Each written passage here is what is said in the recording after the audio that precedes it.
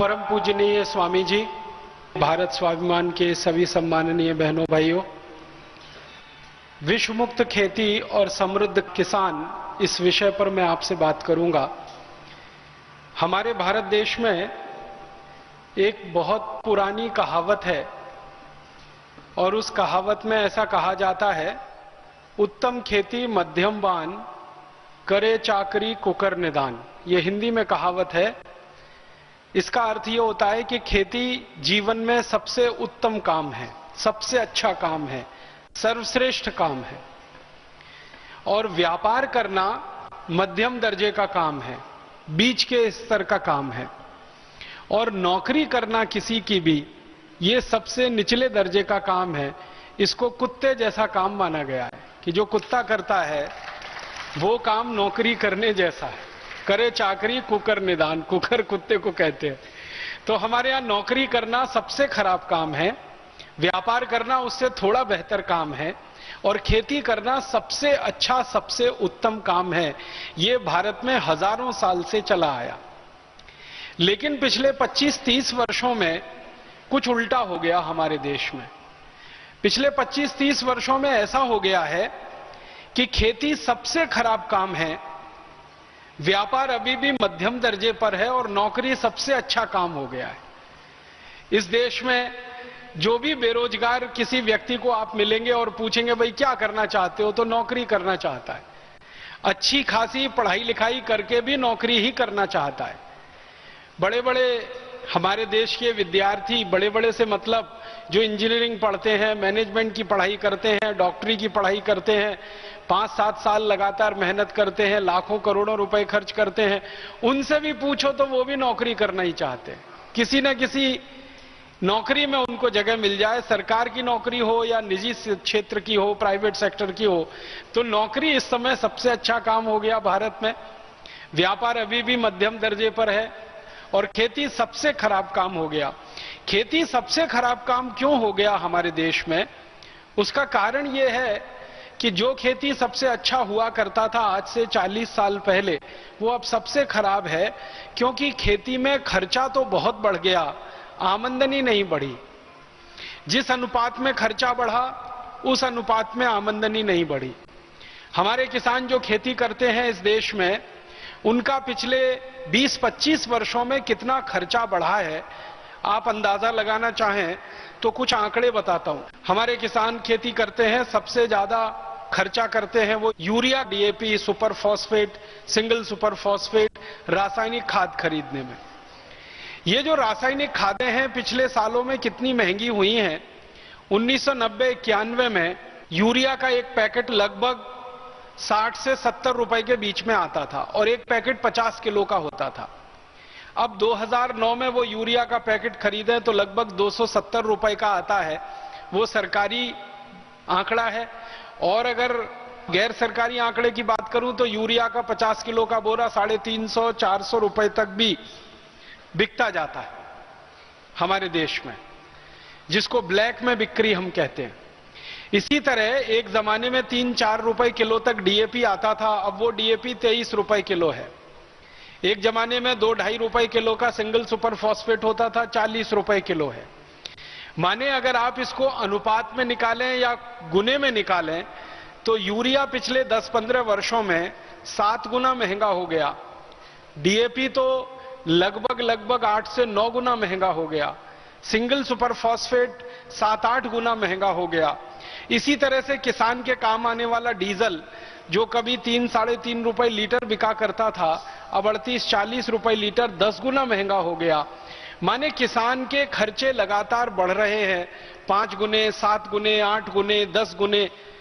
और किसान जो रासायनिक कीटनाशक और जंतुनाशक खरीदते और इस्तेमाल करते रहे हैं, जो जंतुनाशक, जो रासायनिक कीटनाशक 100 रुपए लीटर, 150-200 रुपए लीटर आते थे, आज उनकी कीमत 15,000 रुपए लीटर तक पहुंच गई।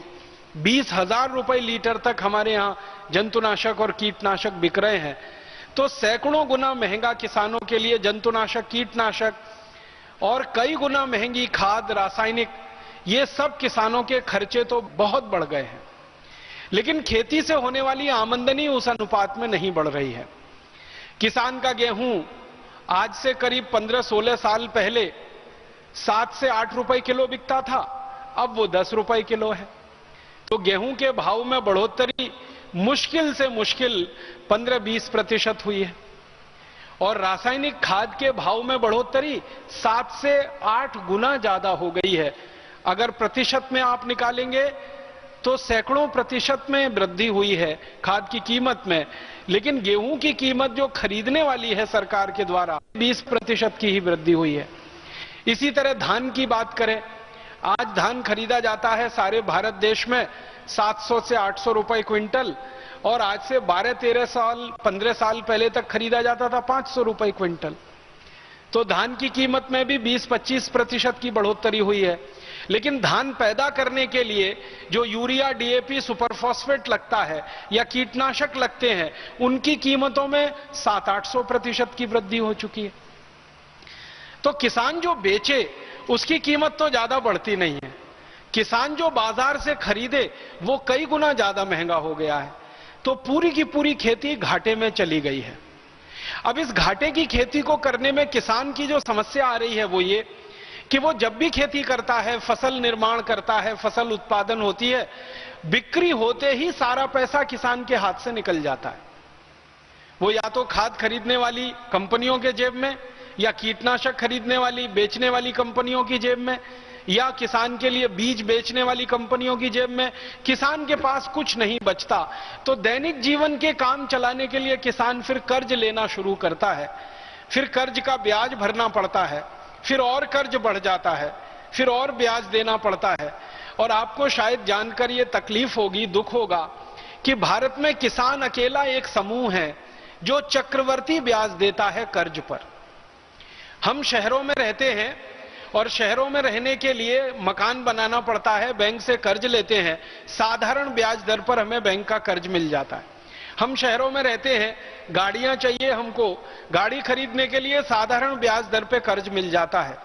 लेकिन किसान अपने खेत में ट्रैक्टर अगर चलाने के लिए ट्रैक्टर खरीदे, बैल खरीदे, किसान जंतुनाशक खरीदे, कीटनाशक खरीदे, उसके लिए कर्ज लेना पड़े सहकारी संस्थाओं से, पत संस्थाओं से, तो चक्रवर्ती ब्याज पे कर्ज मिलता है किसानों को।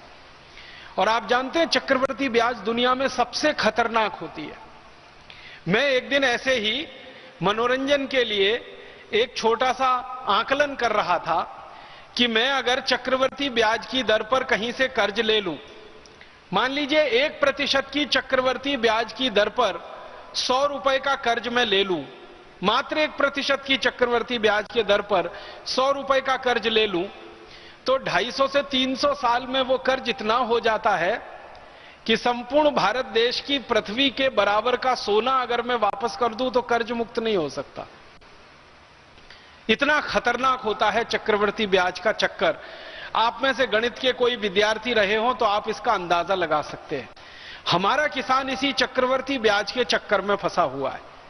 इस देश का एक भी किसान भाई बहन ऐसा नहीं है जो कर्जदार न हो, क्योंकि खेती में उत्पादन के लिए जो खर्च है वो बहुत ज्यादा और बिक्री के लिए जो लाभ है वो बहुत कम। तो हर एक किसान कर्जे में फंसा है। उस कर्जे के दुष्चक्र में अंतिम नतीजा जो निकलता है किसान के लिए वो ये कि जब वो किसी भी तरह से कर्ज वापस करने की स्थिति में नहीं होता तो उसका घर गिरवी रखता है, उसकी जमीन गिरवी रखी जाती है, उसके पत्नी के गहने जेवर गिरवी रखे जाते हैं, दागिने गिरवी रखे जाते हैं, अंत में गाय बैल भैंस उसके गिरवी रख जाते हैं। और जब सब कुछ गिरवी रख जाता है उसके बावजूद कर्जदार उसके दरवाजे पर आकर, साहूकार उसके दरवाजे पर आकर खड़ा हो जाता है वसूली के लिए, तो किसान को अपनी इज्जत बचाने के लिए एक ही रास्ता है, वो आत्महत्या कर लेता है। हमारे भारत देश में सरकार के आंकड़ों के अनुसार 56,000 किसान हर साल आत्महत्या करते हैं इस देश में। और सरकार खुद मानती है जो एफआईआर के रूप में दर्ज होते हैं वो 56,000 हैं। अगर एफआईआर ना हो और किसानों की आत्महत्याएं हों, सरकार को पता ही ना चले, पुलिस को रिपोर्ट ना कराई जाए, ऐसी आत्महत्याओं को जोड़ा जाए तो वो लाख से ऊपर निकलता है। हमारे देश के जो राज्य जहां सबसे ज्यादा किसानों की आत्महत्याएं हो रही हैं, पंजाब है, उसके बाद हरियाणा है, फिर आप महाराष्ट्र के हैं, महाराष्ट्र है, फिर आंध्र प्रदेश है, फिर कर्नाटक है, तमिलनाडु है, केरल है, ये ऐसे 6-7 राज्य सारे देश में बदनाम हो गए हैं किसानों की आत्महत्या के लिए।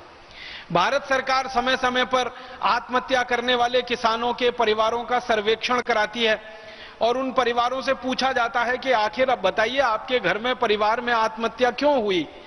तो सभी परिवारों के मुंह से एक ही जवाब सुनने को मिलता है, वो ये कि हमारी पूरी खेती गिरवी रख गई, हमारे गाय बैल भैंस गिरवी रख गए, घर के आभूषण गहने गिरवी रखे जा चुके हैं, संपत्ति के नाम पर हमारे हाथ में कुछ नहीं है और साहूकार का कर्ज अभी बाकी है वो देना है, बैंक का कर्ज अभी बाकी है वो देना है और फसल इतनी अच्छी हुई नहीं है कि हम कर्ज पूरा वापस दे सकें। अगली फसल करने के लिए भी जेब में पैसा नहीं है, अगली फसल के लिए कोई बैंक कर्ज देने को तैयार नहीं है क्योंकि पुराना कर्ज वापस करने की हमारी हैसियत नहीं है। उस स्थिति में क्या करें? आत्महत्या ही एक आखिरी उपाय बचता है। ये जवाब उन सभी किसान परिवारों के मुंह से सुनने को मिला है जिनके यहां आत्महत्या हुई है। आप जानते हैं महाराष्ट्र में विदर्भ नाम का इलाका है जहां पिछले 10 साल में रहता रहा वर्धा सेवाग्राम। ये विदर्भ तो सारे देश में बदनाम हो गया है किसानों की आत्महत्या के लिए। इसी तरह आंध्र प्रदेश का एक बहुत बड़ा इलाका है वरंगल के आसपास का, वो सारे देश में बदनाम हो गया है किसानों की आत्महत्या के लिए। पंजाब में भटिंडा के आसपास का पूरा इलाका है, सारे देश में बदनाम है किसानों की आत्महत्या के लिए। केरल में कासरगोड का इलाका है, पूरे देश में बदनाम है किसानों की आत्महत्या के लिए। कर्नाटक में उत्तरी कर्नाटक, दक्षिणी कर्नाटक बदनाम हो रहा है किसानों की आत्महत्या के लिए। धीरे धीरे ये बीमारी गहरी होती जा रही है। आखिर आप जरा सोचिए अपने दिल पर हाथ रख के कि कोई किसान अपनी जिंदगी को खत्म कर ले, ये तो अंतिम फैसला है और ये अंतिम फैसला कितने बड़े दर्द के बीच वो करता होगा। कोई व्यक्ति सामान्य रूप से मरना नहीं चाहता, जिसने जीवन पाया है वो जीवन के आखिरी समय तक संघर्ष करता है जिंदा रहने के लिए। लेकिन किसान हमारे देश में इतना संवेदनशील बन गया है कि वो जीवन को ही खत्म कर लेता है 1 मिनट में। और इससे बड़ी विडंबना क्या होगी कि हमारा किसान जिन दवाओं को लाता है कीड़े मारने के लिए, जंतु मारने के लिए, कीटनाशक मारने के लिए, उन्हीं दवाओं को पीकर वो खुद मर जाता है। इससे बड़ा अफसोस और विडंबना इस देश में क्या हो सकती है। और ये सारा का सारा दुष्चक्र हमारे देश में किसानों के कर्जे में फंसकर आत्महत्या करने का ये जुड़ा हुआ है खेती के घाटे से। और खेती का घाटा जुड़ा हुआ है उस व्यवस्था से जिसमें किसान के काम आने वाला यूरिया, डीएपी, सुपर फॉस्फेट तो महंगा होता जाए, कीटनाशक, जंतुनाशक तो महंगा होता जाए, किसान के बीज तो महंगे होते जाएं, लेकिन किसान के द्वारा उत्पादित की जाने वाली वस्तुएं लगातार सस्ती से सस्ती बिकें और कम से कम पैसा किसानों को मिले। कारण क्या है इसका? किसानों के द्वारा जो उत्पादित की जाने वाली वस्तुएं हैं, गेहूं, चना, दाल आदि आदि सैकड़ों हजारों किस्म की चीजें किसान भाई पैदा करते हैं, इनका सस्ते से सस्ता बिकने का कारण है अंग्रेजों सरकार के द्वारा बनाया गया एक कानून जो भारत में आजादी के 63 साल के बाद भी चल रहा है। और वो कानून का नाम है एग्रीकल्चरल प्राइस कमीशन एक्ट। इस कानून में व्यवस्था यह है कि किसान जो भी कुछ पैदा करेंगे उसका भाव किसान खुद तय नहीं करेंगे, सरकार उसका भाव तय करेगी। और सरकार जब इसका भाव तय करती है खेती के द्वारा उत्पादित वस्तुओं का, तो उसमें सबसे बड़ा धोखा किसानों के साथ होता है वो ये कि किसान जो गेहूं, चना, चावल, दाल आदि पैदा करता है, इसको पैदा करने के लिए किसान जो मेहनत करता है, जो श्रम करता है, उस श्रम का, उसकी मेहनत का मूल्य सरकार उसको नहीं देती है। कितनी बड़ी विडंबना है इस देश की कि किसान साल में 365 दिन खेत में काम करता है और उसको जब फसल का भाव तय करने के लिए सूत्र बनाया जाता है, उसमें किसान की मेहनत सिर्फ 2.5 से 3 महीने की जोड़ी जाती है, जबकि किसान पूरे साल खेत में काम करता है। 365 दिन खेत में काम करता है किसान और 120 दिन की उसके श्रम की कीमत उसके फसल के मूल्य को तय करने में जोड़ी जाती है। मतलब सीधा सा ये है कि 8 से 9 महीने का किसान का जो श्रम है वो बेकार का श्रम होता है, वो बिना किसी पैसे के सरकार के द्वारा गणना उसकी कर दी जाती है। एक तो सबसे बड़ा धोखा ये है कि 365 दिन किसान काम कर रहा है, उसका श्रम सिर्फ 3 से 4 महीने का जोड़ा जाएगा। दूसरा धोखा किसानों के साथ ये होता है वो ये कि किसान जो खेत में मेहनत करता है उस श्रम का मूल्य भारत में सबसे कम लगाया जाता है।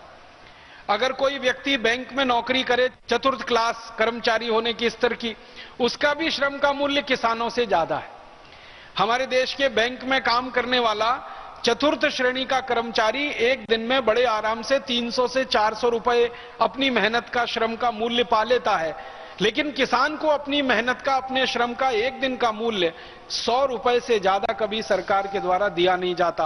और ये 100 रुपए भी पिछले 2-3 वर्षों में हुआ है। 2-3 वर्ष पहले तक तो 60 रुपए ही गिना जाता था किसान की मेहनत का एक दिन का मूल्य। और इससे भी बड़ा दुख है, अफसोस है, वो ये कि किसान काम करता है खेत में अकेले नहीं, पूरे परिवार के साथ, लेकिन जब उसके श्रम का मूल्य जोड़ा जाता है तो सिर्फ अकेला। उसका पूरा परिवार काम करता, उसकी पत्नी काम करती है, बच्चे काम करते हैं, उनका श्रम का मूल्य सरकार जोड़ती ही नहीं है उसमें। और इस कारण से खेती के द्वारा पैदा होने वाली हर चीज इस देश में बहुत सस्ती है।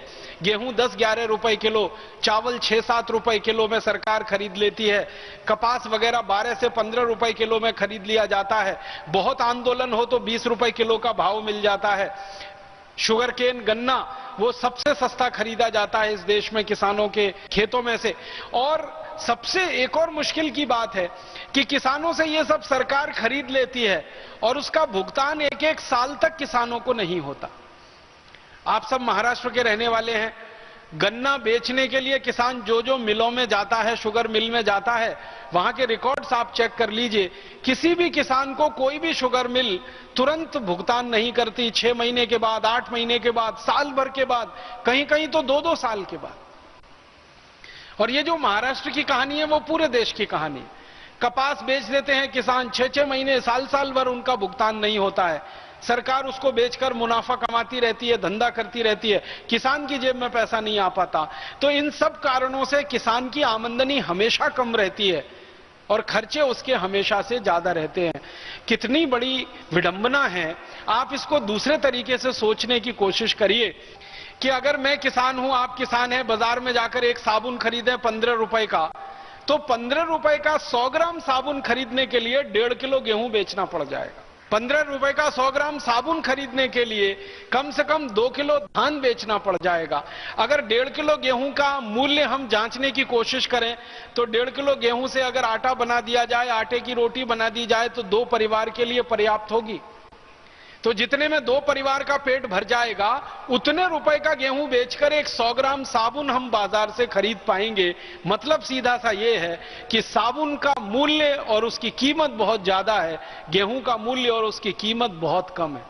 कारण उसका यही है, साबुन पैदा करने वाले जो उद्योगपति हैं उनको साबुन का भाव तय करने का अधिकार है। किसान गेहूं पैदा करता है, धान पैदा करता है, उसको अपना भाव तय करने का ही अधिकार नहीं है।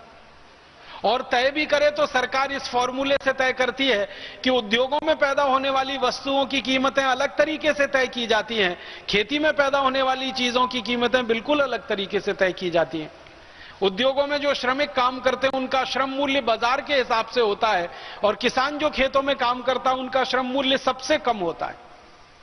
इसलिए किसान के ऊपर यह अत्याचार है और इसलिए खेती अभी घाटे का सौदा होती चली जा रही है। खेती के घाटे का सौदा होने का जो सबसे बड़ा कारण हम लोगों को समझ में आता है वो ये कि किसान के द्वारा खरीदा जाने वाला रासायनिक खाद, जंतुनाशक, कीटनाशक, ये उनका सबसे बड़ा खर्चा है। एक औसतन अगर मैं बात करूं तो किसान की जिंदगी की आमदनी का 60% हिस्सा रासायनिक खाद खरीदने में चला जाता है, 20% हिस्सा जंतुनाशक और कीटनाशक खरीदने में चला जाता है और बाकी का जो 20% बचा हुआ किसान का हिस्सा होता है वो उसकी दैनिक जीवन के काम करने में खर्च हो जाता है। बेटे बेटियों का विवाह करना है, उनकी पढ़ाई करनी है, मुकदमेबाजी है, उसमें बिजली का बिल है और दूसरे तरह के खर्चे में बाकी 20% निकल जाता है। किसान के पास जमा कुछ भी नहीं बचता, इसलिए वो हमेशा कर्जदार रहता है। इसका मतलब बिल्कुल सीधा है, किसान की जिंदगी के जीवन के खर्चे को अगर हम अलग कर दें जो 20% का है, तो बाकी का जो 80% का खर्चा किसान की जिंदगी का है वो तो रासायनिक खाद, जंतुनाशक और कीटनाशक का ही है। और पिछले आजादी के 40-45 वर्षों में खासकर किसानों के बीच में सरकार के द्वारा एक बहुत बड़ा दुष्प्रचार किया गया है, वो ये कि किसान अगर रासायनिक खाद नहीं डालेंगे तो उत्पादन नहीं होगा, कीटनाशक नहीं डालेंगे तो फसल खत्म हो जाएगी, जंतुनाशक नहीं डालेंगे तो फसल चौपट हो जाएगी।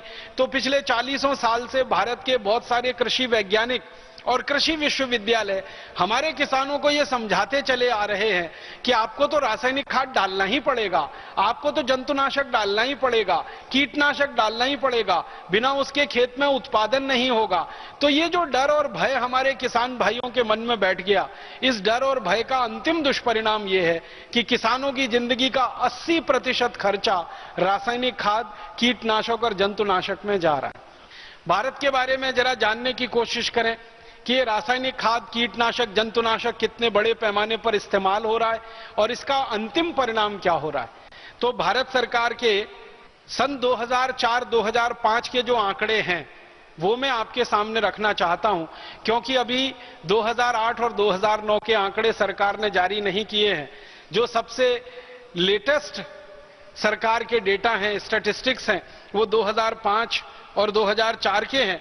वो ये बताते हैं कि हर साल भारत के किसान अपने खेतों में 1,90,00,000 मीट्रिक टन रासायनिक खाद अपने खेतों में डाल देते हैं। Urea, DAP, di ammonium phosphate, single super phosphate, ये सब तरह की रासायनिक खाद मिलाकर 1,90,00,000 मीट्रिक टन। अगर इसको हेक्टेयर के हिसाब से निकाला जाए तो भारत के 1 हेक्टेयर खेत में लगभग हर साल 114 किलोग्राम रासायनिक खाद डाली जाती है 1 हेक्टेयर खेत में। और अगर इसको बाहर से आने वाली खाद के साथ जोड़ दिया जाए, सरकार का यह कहना है कि 1,90,00,000 मीट्रिक टन खाद पूरी नहीं पड़ती, इसमें कमी आती है, तो करीब 40 लाख मीट्रिक टन रासायनिक खाद सरकार हर साल विदेशों से आयात करती है। और वो भी इसमें जोड़ दिया जाए तो ये आंकड़ा और बड़ा हो जाता है। अब ये पूरी की पूरी खाद जो हमारे खेतों में डाली जा रही है, इसका मूल्य कितना है और इसके साथ जो कीटनाशक डाले जा रहे हैं उसका मूल्य कितना है, वो भी सरकार के आंकड़ों के हिसाब से मैं आपको बताना चाहता हूं। ये जो खाद डालते हैं रासायनिक, यूरिया, डीएपी, सुपर फॉस्फेट आदि आदि, इसके बारे में सभी वैज्ञानिकों का जो शोध है वो ये कहता है कि जितनी ज्यादा रासायनिक खाद आप डालेंगे उतने ही ज्यादा जीव जंतु आपके खेत के फसल को बर्बाद करेंगे। ये बड़ा अजीब सा है, ये जो संबंध है ना, खाद ज्यादा डालो तो ज्यादा से ज्यादा कीड़े आएंगे, ज्यादा से ज्यादा जंतु आएंगे। अब ज्यादा से ज्यादा जंतु आएंगे तो उनको मारने के लिए फिर जंतुनाशक और डालो, फिर कीटनाशक और डालो। माने खाद ज्यादा डालने का दुष्परिणाम ज्यादा जहर डालना अपने खेत में जंतुनाशक और कीटनाशक के रूप में। हमारे देश के सरकारी आंकड़े बताते हैं, Indian council of agricultural research के 1950-52 में हमारे देश के 1 हेक्टेयर खेत में मुश्किल से 3 किलो रासायनिक खाद पड़ती थी।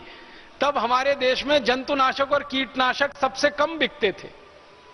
अब हमारे देश के 1 हेक्टेयर खेत में 114 किलोग्राम खाद पड़ जाती है, तो जंतुनाशक और कीटनाशक सबसे ज्यादा बिकते हैं। मतलब सीधा सा ये है कि पिछले 1952 से 2009 के बीच में जितना ज्यादा से ज्यादा यूरिया, डीएपी हमने खेत में डाला है, उतना ही ज्यादा कीटनाशक और जंतुनाशक डालने की जरूरत पड़ी है, क्योंकि उतने ही ज्यादा कीड़े हमारी फसल पर लगना शुरू हुए हैं।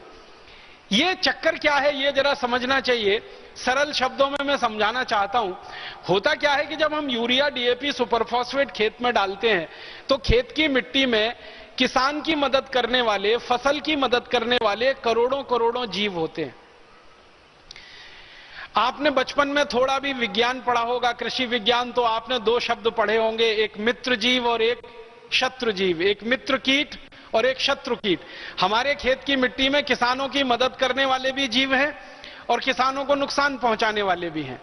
जब हम यूरिया, डीएपी ज्यादा डालते हैं तो किसानों की मदद करने वाले जो मित्र कीट होते हैं वो सब मर जाते हैं, मित्र जीव सब मर जाते हैं। और उनके मर जाने के कारण जो शत्रु कीट और शत्रु जीव हैं वो फसल पर हावी हो जाते हैं और फसल को बर्बाद करने में कोई कसर नहीं छोड़ते। और किसानों को वो नुकसान से बचने के लिए फिर बहुत ज्यादा कीटनाशक और जंतुनाशक डालना पड़ता है और उससे खेती का खर्च बहुत बढ़ता चला जाता है। हमारे देश के खेतों में 1,90,00,000 मीट्रिक टन जो रासायनिक खाद डाला जा रहा है, उसके कारण हर साल 90,000 मीट्रिक टन कीटनाशक और जंतुनाशक डालना पड़ता है।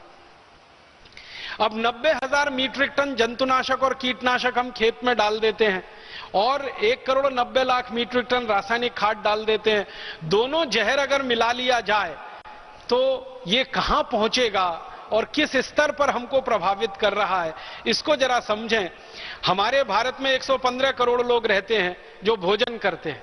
आपको मालूम है जितना रासायनिक खाद, जंतुनाशक, कीटनाशक हम खेत में डालेंगे वो सब मिट्टी में जाएगा, मिट्टी से पौधों की जड़ों में आएगा, पौधों की जड़ों से तने में आएगा, पत्ते में आएगा, फल में आएगा और अंतिम रूप से वो आपके पेट में आएगा। अगर खेत में गेहूं पैदा किया गया यूरिया डीएपी से और उसमें कीटनाशक जंतुनाशक डाला गया तो उस गेहूं को जो भी खाएगा उसके पेट में वो कीटनाशक जहर जाएगा ही, उसके पेट में वो रासायनिक खाद का जहर जाने ही वाला है। इसी तरह से धान के खेत में, इसी तरह से दालों के, सब्जियों के खेत में, जो भी खेत में आप डालेंगे अंतिम रूप से वो आपके पेट में आने वाला है। तो उस हिसाब से कुछ मैंने निकालने की, जानने की कोशिश की तो पता ये चला कि एक साल में जितना कीटनाशक हमारे खेतों में डाला जाता है और एक साल में जितना यूरिया डीएपी रासायनिक खाद खेतों में डाला जाता है अंत में वो हमारे पेट में आता है।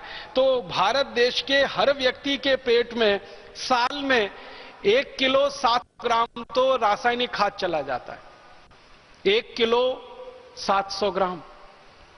और कीटनाशकों का जो जहर है, इंसेक्टिसाइड, पेस्टिसाइड्स का, वो करीब करीब 200 ग्राम हमारे हर व्यक्ति के पेट में चला जाता है। माने हर साल भारत का व्यक्ति 1 किलो 700 ग्राम तो यूरिया डीएपी सुपर फॉस्फेट खा रहा है और करीब 200 ग्राम भारत का हर व्यक्ति कीटनाशक, जंतुनाशक, जिनको अंग्रेजी भाषा में कहते हैं chlorpyrifos, dichromate, monocrotophos, DDT, endosulfan, malathion, parathion, benzene hexachloride आदि आदि नामों से जिन कीटनाशक और जंतुनाशकों को हम जानते हैं, ये हर साल हर व्यक्ति के पेट में 200 ग्राम जा रहे हैं और रासायनिक खाद के रूप में 1 किलो 700 ग्राम जा रहे हैं। अब ये अलग बात है कि भगवान ने आपको 2 अच्छे से किडनी दे रखी है जो इस जहर की सफाई करती रहती है। और अगर जहरीले कीटनाशक और जंतुनाशक की बात करें तो किलो किलो, क्विंटल के क्विंटल 100 साल की उम्र तक आदमी खाता ही है।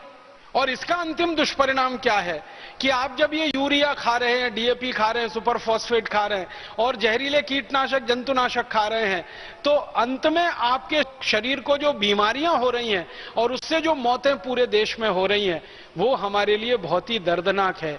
हमारे देश में 5 से 7 लाख लोग कैंसर से हर साल मर रहे हैं, सरकार के आंकड़े हैं और रिपोर्टेड केस हैं। हमारे देश के आईसीएमआर के डॉक्टर कहते हैं कि अनरिपोर्टेड केस को जोड़ लें तो ये 10 लाख से भी ऊपर निकल सकते हैं। हमारे देश में करोड़ों लोग डायबिटीज के शिकार हैं, करोड़ों लोगों को हाइपरटेंशन है, ब्लड प्रेशर की बीमारी है, करोड़ों लोगों को अस्थमा है, दमा है, ब्रोंकियल अस्थमा है, घुटनों का दर्द है, कमर का दर्द है, कंधों का दर्द है, जोड़ों का दर्द है। आपको मालूम है किडनी फेलियर के लाखों लाखों जो केस हमारे यहां आ रहे हैं, ये सारी की सारी बीमारियों के जड़ में अगर कोई है तो रासायनिक खाद, कीटनाशक और जंतुनाशक का भोजन जो रोज आप खा रहे हैं। हर आदमी हिंदुस्तान में आधा मिलीग्राम जंतुनाशक रोज खा जाता है, चाहे सब्जी को कितना भी धोकर आप पकाएं। आप सभी माताएं बहनें ये कहेंगी हम तो सब्जी को बहुत अच्छे से धो लेते हैं और बहुत अच्छे से गर्म पानी में धो लेते हैं।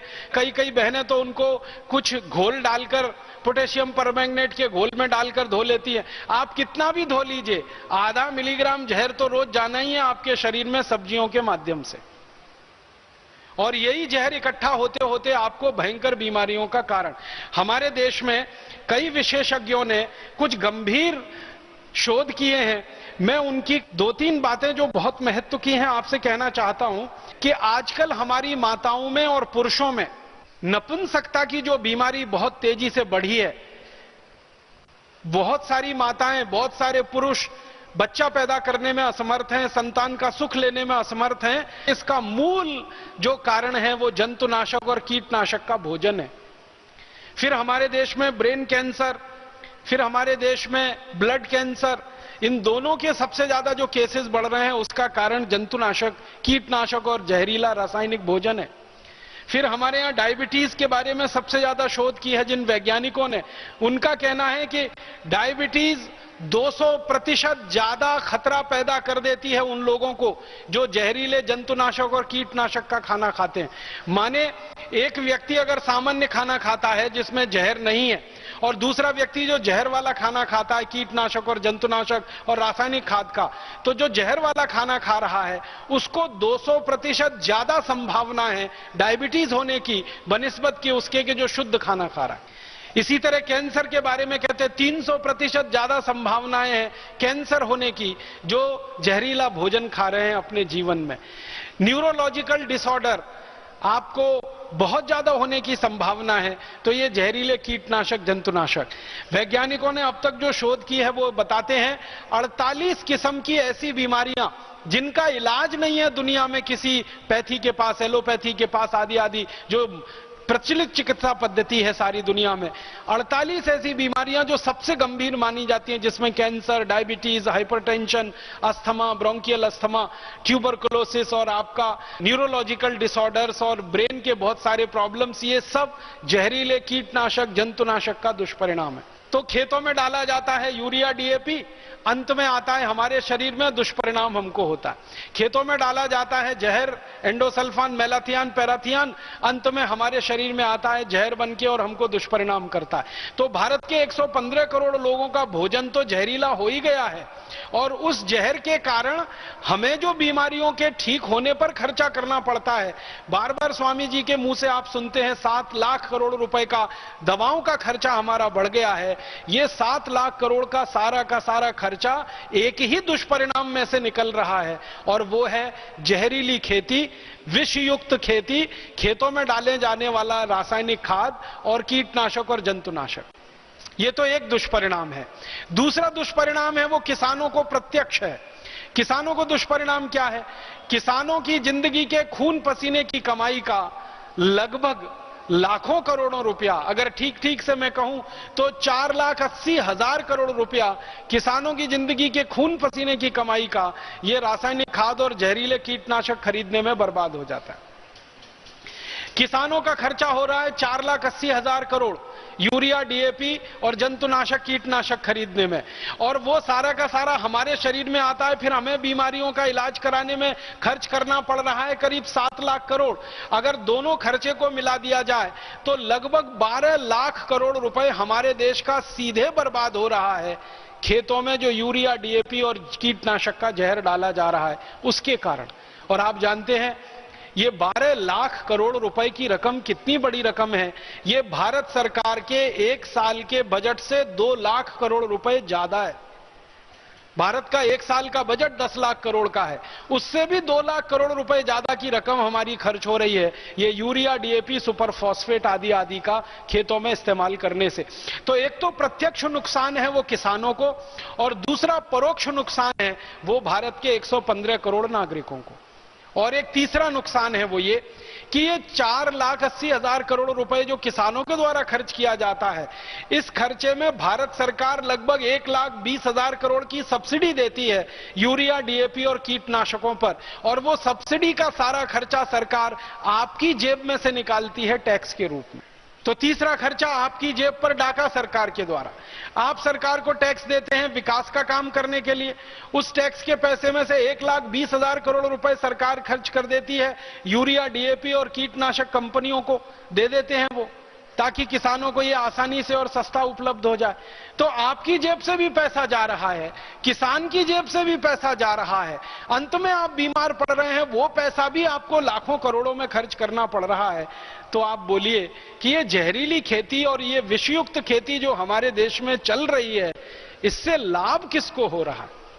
लाभ सिर्फ एक जगह हो रहा है, और वो बड़ी बड़ी विदेशी कंपनियों को जो ये जहरीले रासायनिक कीटनाशक बेच रही हैं और हमारे देश में जहरीले रासायनिक खाद बेच रही हैं। अमेरिका की सैकड़ों कंपनियां हैं जो भारत में ये व्यापार पिछले 40 साल से कर रही हैं। अमेरिका के अलावा यूरोप के देशों की सैकड़ों कंपनियां हैं जो ये व्यापार भारत में पिछले 40 साल से कर रही हैं। आपको एक अमेरिकन कंपनी का नाम जरूर मैं लेना चाहूंगा कि अमेरिका की ऐसी ही एक कंपनी भारत में व्यापार करने आई थी, उसका नाम था यूनियन कार्बाइड। उसने भोपाल में एक कारखाना लगाया था और वो कारखाना जहरीला कीटनाशक बनाने के लिए ही था। उस कारखाने में से 40 मीट्रिक टन जहरीली गैस निकली थी, मिथाइल आइसोसाइनेट, और उस गैस के निकलने के कारण 3 दिसंबर 1984 की रात को 1 घंटे के अंदर 3000 लोग तड़प तड़प के मौत की नींद में सो गए थे।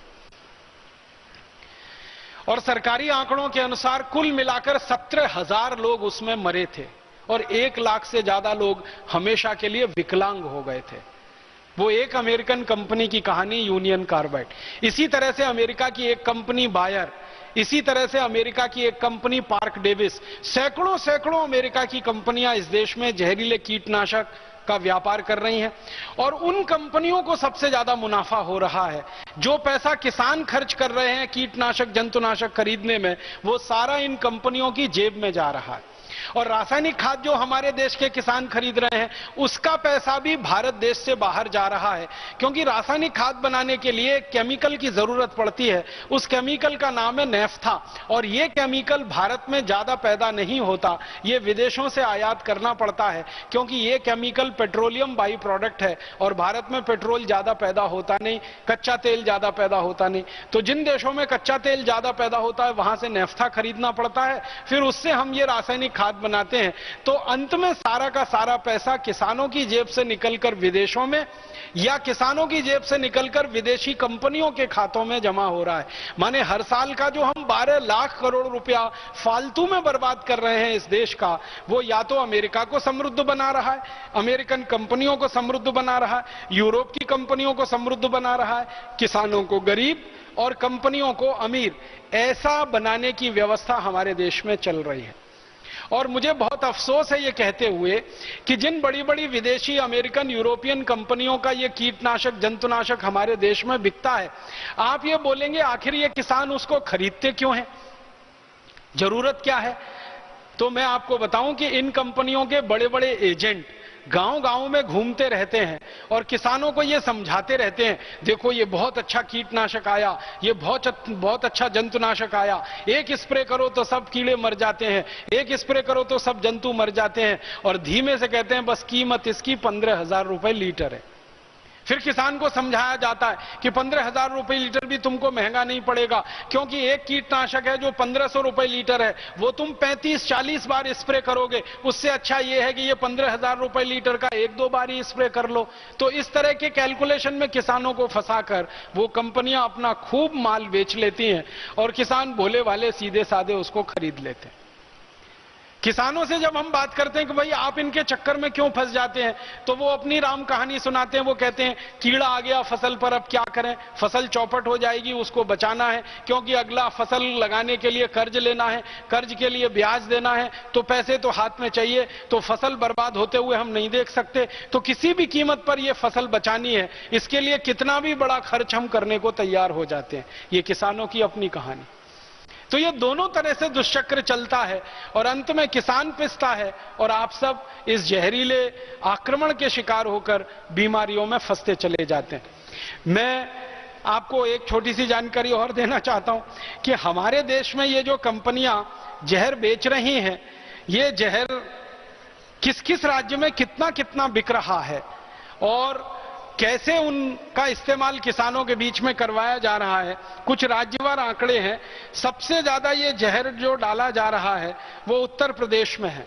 उत्तर प्रदेश में एक साल में 6,855 मीट्रिक टन जहर डाल दिया जाता है खेत में, पेस्टिसाइड और इंसेक्टिसाइड के रूप में। फिर उत्तर प्रदेश के बाद दूसरा नंबर है पंजाब का। पंजाब में हर साल 6,900 मीट्रिक टन जहर डाल दिया जाता है कीटनाशक और जंतुनाशक का। फिर तीसरे नंबर पे है हरियाणा, जहां 4,520 मीट्रिक टन जहर डाल दिया जाता है हर साल। फिर उसके बाद गुजरात है, फिर आंध्र प्रदेश है, फिर उसके बाद मध्य प्रदेश है, फिर महाराष्ट्र है, फिर ऐसे हिंदुस्तान के 33 राज्य हैं। कुल मिलाकर मैंने आपको बताया 90,000 मीट्रिक टन है। जो कीटनाशक, जंतुनाशक डाले जाते हैं, उनमें जो सबसे ज्यादा डाला जा रहा है डीडीटी। डीडीटी के बारे में मैं आपको एक जानकारी बता दूं, वो ये कि दुनिया के 56 देशों में डीडीटी बनाना, डीडीटी बेचना दोनों कानूनन जुर्म है। और कई देशों में तो इतना सख्त कानून है कि डीडीटी बेचते हुए कोई पकड़ा जाए तो 20 साल की सजा हो जाती है, 20 साल की कैद हो जाती है। ऐसे 56 देशों में डीडीटी बंद है, और ये बंद हुए भी कम से कम 20-25 साल हो गए।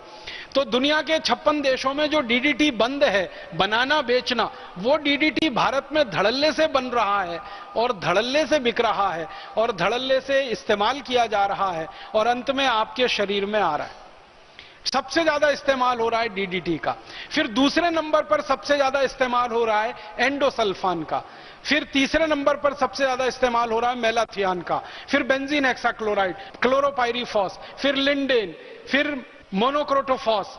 ऐसे ऐसे करीब करीब 786 किस्म के तो पेस्टिसाइड इस्तेमाल हो रहे हैं और 212 किस्म के इंसेक्टिसाइड इस्तेमाल हो रहे हैं। अगर कुल मिलाकर देखेंगे तो 1000 से ऊपर जहर अलग अलग नामों से हमारे देश में बेचे जा रहे हैं और किसानों के द्वारा खेत में डाले जा रहे हैं।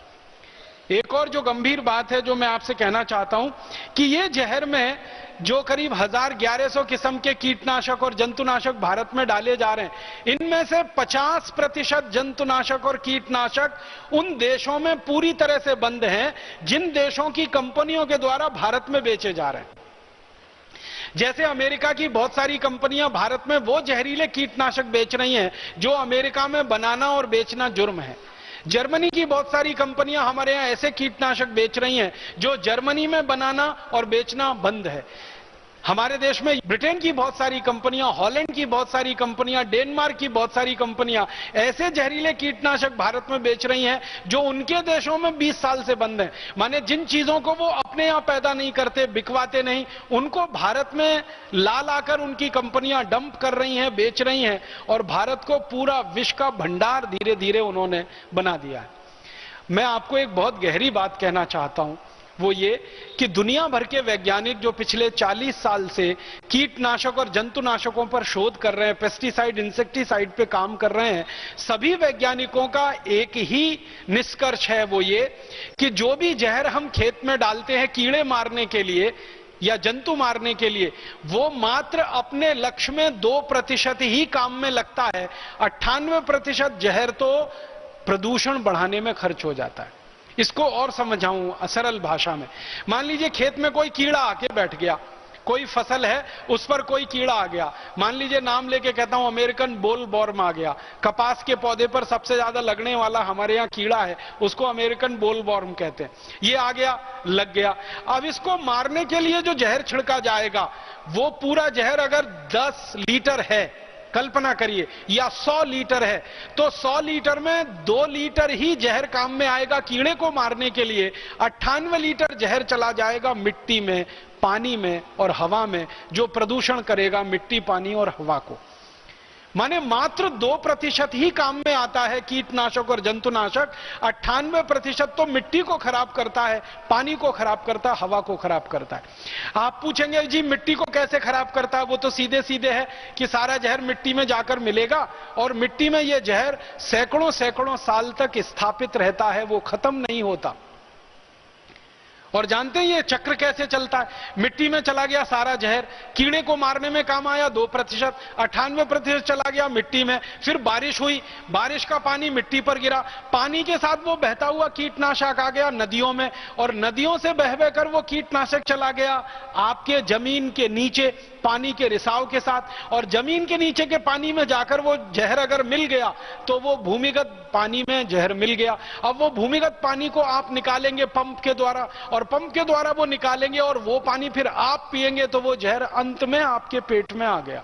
क्योंकि आप जानते हैं नदियों का पानी सीपेज के माध्यम से जमीन के नीचे रिश्ता रहता है और उसके साथ कीटनाशक चले जाते हैं। और दूसरी एक कल्पना करिए कि खेतों में बहुत ज्यादा कीटनाशक का और जंतुनाशक का जहर डल गया, यूरिया डीएपी का जहर डल गया, बारिश का पानी गिरा, पानी के साथ ये जहर मिलते हुए गांव के तालाब में इकट्ठा हो गया। और गांव के तालाब में पशु पानी पीने जाते हैं, फिर पशुओं ने वो पानी पिया तो पशुओं के शरीर में चला गया, और पशुओं के शरीर में चला गया तो उनके खून में आ गया, और उनके खून में आ गया तो उनके दूध में आ गया, फिर वही पशु का दूध आप पी रहे हैं तो और ज्यादा जहर आपके पेट में आ गया। आप खेत में से पैदा हुआ गेहूं चावल चना दाल खा रहे हैं, सब्जियां खा रहे हैं, उसके द्वारा पेट में आपके जहर आ रहा है, वो तो एक बात है। जमीन के पानी के माध्यम से आ रहा है वो दूसरा है, और तीसरा पशुओं का दूध आप पी रहे हैं, दूध के माध्यम से वो जहर आपके पेट में आ रहा है, वो तीसरा तरीका है।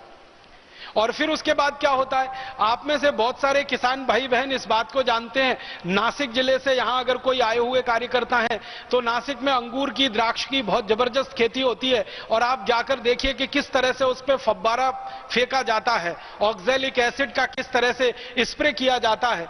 कई जगह तो मैंने देखा मेरी आंखों से कि जहर भरा डब्बा और अंगूर का वो गुच्छा लटकता रहता है ना, डब्बा ऐसे कर देते हैं, पूरा गुच्छा उसमें डुबो देते हैं, और वो इतना खराब है कि अंगूर को धो लो 10 बार 20 बार 25 बार फिर भी धुलता नहीं है। बाजार से जब आप अंगूर खरीदेंगे तो उस पर सफेद सफेद सफेद सफेद आपको स्पष्ट दिखाई देता है। वो सीधे जहर हम खाते हैं, हमारे घर में आने वाले मेहमानों को भी खिलाते हैं। मेहमानों को देवता कहते हैं, देवताओं को अंगूर के रूप में जहर परोसते, और वो जहर खाली अंगूर के रूप में हमारे शरीर में नहीं आता। उन अंगूरों को सुखाया जाता है, उसकी किशमिश बनती है, उन अंगूरों को सुखाया जाता है और उसका कुछ सूखा मेवा बनाते हैं, अंत में वो फिर खाते हैं, वो हमारे शरीर में आता है। इसी तरह टमाटर पे स्प्रे होता है, इसी तरह भिंडी पर स्प्रे होता है, इसी तरह बैंगन पर स्प्रे होता है। कोई ऐसा फल और सब्जी अब बच नहीं पाया जहां पर यह स्प्रे ना हो। तो हर तरीके से ये सारा जहर या तो मिट्टी को खराब करेगा, पानी को खराब करेगा, हवा को खराब करेगा। जब आप स्प्रे करेंगे तो बहुत सारा जहर हवा में मिलेगा, हवा के कणों के साथ वो पूरी जगह फैलेगा, वो श्वास के रास्ते आपके शरीर में अंदर जाएगा। तो हर तरीके से ये दुष्परिणाम जो हो रहा है वो हमारे शरीर को हो रहा है। किसानों की बर्बादी तो पैसे के रूप में है और हमारी बर्बादी शरीर के स्वास्थ्य के खत्म हो जाने के रूप में है। ये बहुत बड़ा दुष्चक्र, एक तरह का षड्यंत्र हमारे देश में बना है और चल रहा है। आपके मन में एक सवाल आएगा कि आखिर ये सारा का सारा यूरिया, डीएपी या जहरीला कीटनाशक बनाना किसने शुरू किया सबसे पहले दुनिया में? कहां से ये आया, किसने बनाया, किसने इस पर खोज की, किसने इस पर शोध किया? ये अगर आपके मन में सवाल आए तो इसका उत्तर मैं देना चाहता हूं, वो ये कि दुनिया में सन 1939 से 1945 के बीच में एक युद्ध हुआ था जिसको हम सब कहते हैं द्वितीय विश्व युद्ध। इस दूसरे विश्व युद्ध में एक तरफ जर्मनी नाम का देश था, एक तरफ ब्रिटेन नाम का देश था। ब्रिटेन एक तरफ और ब्रिटेन के सहयोगी देश एक तरफ, जर्मनी एक तरफ और जर्मनी के सहयोगी देश एक तरफ। जर्मनी के साथ जापान था, ब्रिटेन के साथ और दूसरे देश थे। ये दो देशों के समूह बन गए थे और इनमें भयंकर लड़ाई हुई थी और इस युद्ध में लाखों करोड़ों अरबों रुपए के हथियार बेचे गए थे। इन हथियारों को बनाने के लिए रासायनिक चीजों की जरूरत थी, केमिकल्स की जरूरत थी। आप जानते हैं कि रासायनिक हथियार बनाने के लिए केमिकल्स चाहिए, रसायन चाहिए। तो वो रसायन बनाने के लिए बहुत सारी कंपनियां यूरोप में स्थापित हुई थी। उन कंपनियों में तरह तरह के जहरीले रसायन बनाए जा रहे थे दूसरे विश्व युद्ध को लड़ने के लिए हथियार के रूप में। जब दूसरा विश्व युद्ध खत्म हो गया 1945 में, तो उन कंपनियों को भी खत्म हो जाना चाहिए था जो रसायन बनाने वाली कंपनियां थी। लेकिन युद्ध तो खत्म हो गया, रसायन बनाने वाली कंपनियां जिंदा रहीं, उनका उत्पादन बंद नहीं हुआ, क्योंकि यूरोप के देशों का यह कहना था कि अगर इन कंपनियों को हमने बंद करा दिया और इसमें उत्पादन बंद हो गया तो उनके लाखों करोड़ों लोग बेरोजगार हो जाएंगे। तो बेरोजगारी नहीं बढ़ानी है, इसलिए रसायनों का उत्पादन चालू रहा, लेकिन युद्ध बंद हो गया। तो युद्ध बंद होने के बाद उन रसायनों का कहां इस्तेमाल हो सकता है, इस पर यूरोप के देशों ने और विशेषकर ब्रिटेन के वैज्ञानिकों ने बहुत शोध किया, रिसर्च किया। रिसर्च करके, शोध करके उनको पता चला कि जिन जहरीले रसायनों का इस्तेमाल करके बम बनाए जा सकते हैं, उन्हीं जहरीले रसायनों का इस्तेमाल करके खाद भी बनाया जा सकता है, यूरिया बनाया जा सकता है, डीएपी बनाया जा सकता है। जिन जहरीले रसायनों का इस्तेमाल करके केमिकल वेपन्स बनाए जा सकते हैं, उन्हीं जहरीले रसायनों का इस्तेमाल करके पेस्टिसाइड, इंसेक्टिसाइड बनाया जा सकता है। तो वहां से ये उत्पादन दूसरी तरफ डाइवर्ट कर दिया गया। पहले जो उत्पादन लग रहा था बम बनाने में, जहरीले रासायनिक हथियार बनाने में, वो सारा उत्पादन लग गया फिर जहरीली रासायनिक खाद बनाने में, कीटनाशक और जंतुनाशक बनाने में। और आपको एक मजेदार बात मैं ये बताना चाहता हूं कि रासायनिक बम बनाने के लिए जो केमिकल लगते हैं वही केमिकल यूरिया बनाने के लिए लगते हैं। रासायनिक बम बनाने के लिए जो केमिकल इस्तेमाल होते हैं वही केमिकल पेस्टिसाइड और इंसेक्टिसाइड बनाने के लिए इस्तेमाल होते हैं। केमिकल सेम है, एक ही जैसे हैं, बस उनकी मात्रा में कमी ज्यादा की जाती है। बम बनाने के लिए बहुत ज्यादा मात्रा में और बहुत कंसंट्रेटेड रूप में इस्तेमाल होते हैं, और रासायनिक खाद बनाने के लिए कम मात्रा में और डाइल्यूटेड फॉर्म में इस्तेमाल होते हैं। बस अंतर इतना ही है, लेकिन इस्तेमाल दोनों जगह एक ही है। तो पूरी की पूरी रासायनिक उद्योग जो यूरोप और अमेरिका के थे वो यूरिया, डीएपी और कीटनाशक बनाने में लग गए और उन्होंने अंधाधुंध उत्पादन किया। फिर उनके सामने समस्या ये आई कि इस उत्पादन को बेचा कहां जाए, तो उस उत्पादन को लेकर वो भारत में आ गए। और भारत के नेताओं से ज्यादा हिंदुस्तान में कोई ऐसा व्यक्ति नहीं है जिनको फुसलाना आसान हो। सबसे आसानी से फुसलाया जा सकता है या भ्रमित किया जा सकता है तो इस देश के नेता और मंत्रियों को किया जा सकता है, या खरीदा जा सकता है पैसे से तो नेताओं को खरीदा जा सकता है। तो यूरोप के देशों की टीम आने लगी 1950 और 60 के दशक में, और भारत के नेताओं को यह समझाना उन्होंने शुरू किया कि आप केमिकल फर्टिलाइजर खरीदो हमसे, पेस्टिसाइड खरीदो, इंसेक्टिसाइड खरीदो, खेतों में डलवाओ, इतना फायदा, इतना फायदा, इतना फायदा। और भारत के नेता फंस गए इस दुष्चक्र में। थोड़ा बहुत उनके रिश्वत के लालच में उन्होंने तुरंत हरी झंडी दिखा दी और यूरोप से ये सारा कचरा, रसायन भारत में आना शुरू हो गया। अब भारत के किसानों ने इसका इस्तेमाल किया नहीं, तो सरकार ने एक योजना बनाई और उस योजना के लिए इस देश में एक विभाग खड़ा किया गया जिसका नाम है खंड विकास विभाग, ब्लॉक डेवलपमेंट डिपार्टमेंट।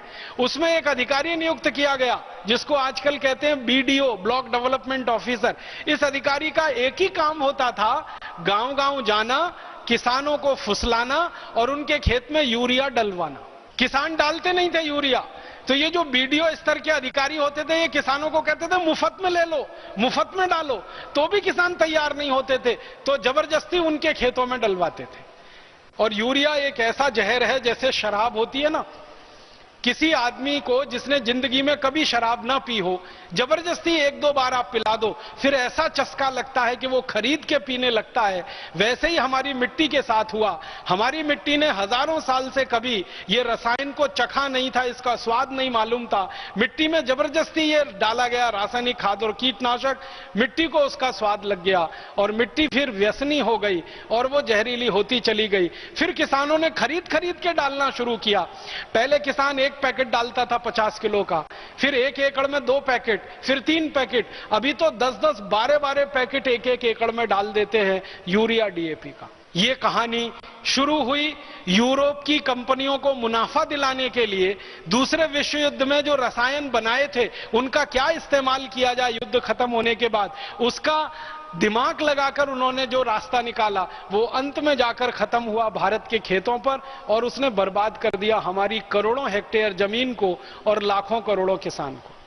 ये कहानी वहां से शुरू होकर यहां तक आई, और अब इस कहानी में पूरे देश के किसान फंस गए हैं, सरकारी विभाग और तंत्र फंस गए हैं। तब अब समस्या के समाधान के रूप में हमारे सामने प्रश्न है कि हम क्या करें। एक रास्ता तो ये है कि ये जो जहरीली खेती चल रही है पूरे भारत देश में, इसको चलने दिया जाए। ये जो जहरीली खेती पूरे देश में निकल पड़ी है किसानों के खेत से, इसको आगे बढ़ाया जाए। एक तो ये है, हम सब खामोश बैठे रहें, चुपचाप बैठे रहें, जो चल रहा है उसको चलने दिया जाए। एक दूसरा विकल्प ये है कि ये जो जहरीली खेती हो रही है पूरे देश में, खराब हो रही है हमारी जमीन, खराब हो रही है हमारी हवा, खराब हो रहा है हमारा पानी, बढ़ रहा है हमारा प्रदूषण, बढ़ रहा है जहर हमारे शरीर में। इतना जहर बढ़ गया है हमारे शरीर में कि दिल्ली में all India institute of medical sciences ने कुछ माताओं के दूध का परीक्षण किया तो माताओं के दूध में डीडीटी निकला। इतना जहर बढ़ गया। ये जहर की 2 कहानियां मैं जरूर सुनाना चाहूंगा, अंदाजा लगे आपको। भारत देश में, ये पंजाब हमारे बिल्कुल पड़ोस में है, वहां का एक छोटा सा गांव है, मैं वहां गया हूं। उस गांव का नाम है हरि किशनपुरा। छोटा सा गांव है पंजाब का, बठिंडा के नजदीक का। हरिकिशनपुरा गांव में मैं गया तो आपको हैरानी होगी, मुझे बहुत हैरानी हुई। गांव के बाहर एक बोर्ड लगा हुआ था बहुत बड़ा, उस पर गुरुमुखी भाषा में कुछ लिखा हुआ था। मैंने एक पंजाबी गुरुमुखी जानने वाले मेरे सहयोगी को पूछा, मैं पूछा ये क्या लिखा है, गांव के बाहर बड़ा सा बोर्ड लगा है।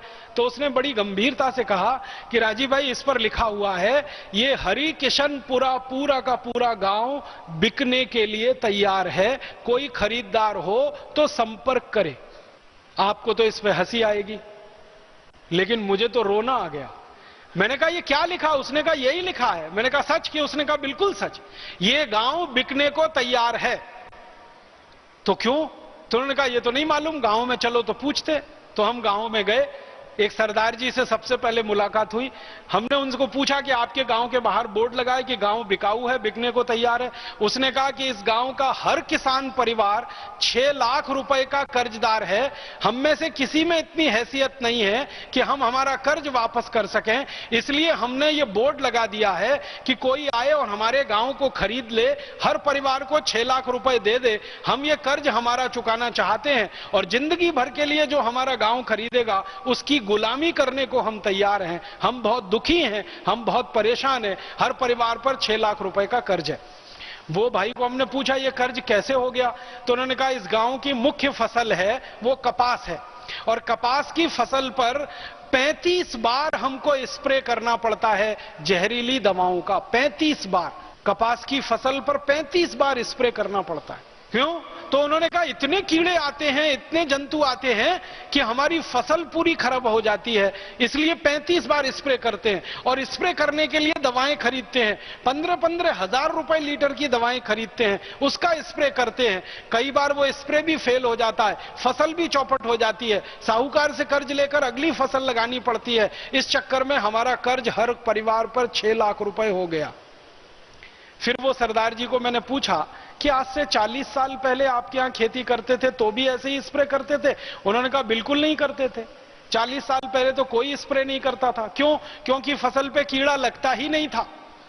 तो मैंने वो सरदार जी से ही पूछा कि आप याद करके बताओ, 40 साल पहले फसल पे कीड़ा नहीं लगता था, क्या करते थे आप ऐसा, और अब इतना कीड़ा लगता है, क्या करते हो ऐसा? तो सरदार जी ने बहुत सोचकर बताया, तो कहा कि 40 साल पहले हम गाय बैल भैंस का गोबर और उसका मूत्र खेत में डालते थे तो हमारे फसल पर कीड़ा नहीं लगता था। अब हमने यूरिया डीएपी डालना शुरू किया तो इतना कीड़ा लगता है कि हम कीड़े को मारने की दवा खरीद खरीद के कर्जदार हो चुके हैं।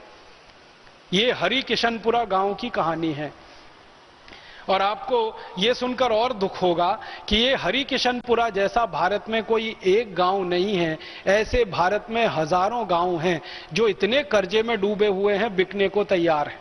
मैं विदर्भ में 10 साल रहा हूं, 10 साल में विदर्भ में मैंने 100 से ज्यादा गांव देखे हैं जहां इसी तरह के बोर्ड लगे हुए हैं, ये गांव बिकाऊ है, ये गांव बिकाऊ है, क्योंकि गांव के किसानों पर कर्ज बहुत हो गया।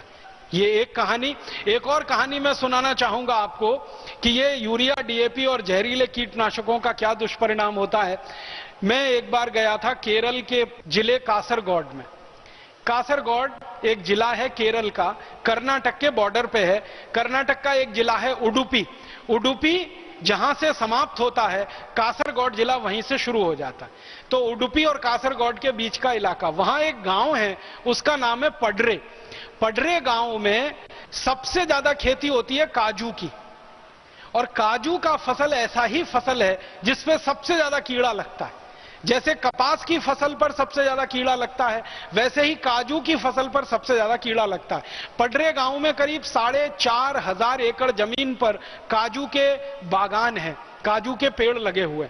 तो उसमें क्या होता है, 20 साल से वहां के किसान जो काजू की खेती करते हैं वो एक हेलीकॉप्टर किराए पे लेते हैं और उसमें जहरीले कीटनाशक जिसका नाम एंडोसल्फान है, वो हेलीकॉप्टर में भरा जाता है और पूरे गांव के काजू के पेड़ पर जो 4,700 एकड़ में है वो छिड़का जाता है एंडोसल्फान, 20 साल से लगातार। जब मैं पहली बार उस गांव में गया था तब उन्होंने बताया कि हम 20 साल से ये छिड़क रहे हैं, और लगातार वो छिड़कने का दुष्परिणाम क्या हुआ है कि वो मैंने आपको बताया 2% एंडोसल्फान तो कीड़े मारने में चला जाता है, 98% गांव के तालाब में जाके घुल जाता है। और गांव के तालाब का पानी गांव के लोग पीते हैं, तो उनके शरीर में वो एंडोसल्फान आ जाता है। परिणाम ये हुआ है कि पिछले 20 वर्षों से पडरे गांव में कोई भी नया बच्चा पैदा नहीं हुआ है। ताली मत बजाइए इस पे। 20 साल से नया बच्चा पैदा नहीं हुआ है। नपुंसकता इतनी अधिक है उस गांव में, स्त्री और पुरुषों में बच्चे पैदा होने की संभावना नहीं। पुरुषों के वीर्य में शुक्राणु नहीं है, माताओं को अंडाणु नहीं बन रहे हैं। और उस पर रिसर्च करने के लिए Indian council of medical research की जब टीम गई, एक बहुत बड़े वरिष्ठ डॉक्टर के नेतृत्व में, डॉक्टर मोहन कुमार उनका नाम है, उन्होंने जब पूरे गांव के लोगों का ब्लड सैंपल लिया तो पता चला कि गांव के लोगों के खून में एंडोसल्फान नाम का कीटनाशक घुस गया है। और जितना मनुष्य की सहन करने की शक्ति है, जिसको हम टॉलरेंस लिमिट कहते हैं, उससे 40 गुना ज्यादा है। ये गांव के लोगों का खून रक्त परीक्षण जब किया तो डॉक्टर मोहन कुमार की टीम ने ये पाया, और वो टीम ने फिर बताया कि ये खून में इतना ज्यादा एंडोसल्फान है, इन लोगों को तो